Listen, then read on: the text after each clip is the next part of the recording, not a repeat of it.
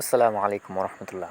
আল্লাহ রবুল্লা আলমিন কোরআনে পাকের ভিতরে ইরশাদ করেন, ফাবি আইয়ি আলা ই রব্বিকুমা তুকাযযিবান, অর্থাৎ তোমরা আমার কোন কোন নিয়ামতকে অস্বীকার করবে। কয়েক মাস আগে শায়েখ আহমদুল্লাহ হুজুরে তার ফেসবুক পেজে একটা পোস্ট করেন যে মানুষকে কৃষির প্রতি অনুপ্রাণিত করার জন্য। সত্যি কথা বলতে তার এই কথার দ্বারাই আমি উদ্বুদ্ধ হয়ে কিছু টমেটো গাছ, বেগুন গাছ, আলু সব কিছু অল্প অল্প পরিসরে লাগাই। আলহামদুলিল্লাহ, সবগুলো গাছে যে এত পরিমাণে ফলন হয়েছে সত্যিই অসাধারণ। আল্লাহ রব্বুল আলমিন আমাদেরকে নিয়ামত দান করেন এবং তার বিপরীতে আমাদের থেকে চান তার শুকরিয়া আদায় করা, তার ইবাদত করা।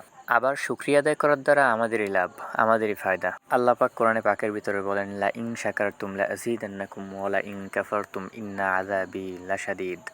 সবার পরিচিত একটি আয়াত। আল্লাহ রাব্বুল আলামিন বলেন যে তোমরা আমার শুকরিয়া আদায় করো, নিয়ামত পেয়ে নিয়ামতের শুকরিয়া আদায় করো, তোমাদের নিয়ামতকে আরও বাড়াই দেওয়া হবে। আর শুকরিয়া আদায় যে করবে না তার নিয়ামতকে ছিনিয়ে নেওয়া হবে এবং তাকে কঠিন আযাবের ভিতরে গ্রেফতার করা হবে।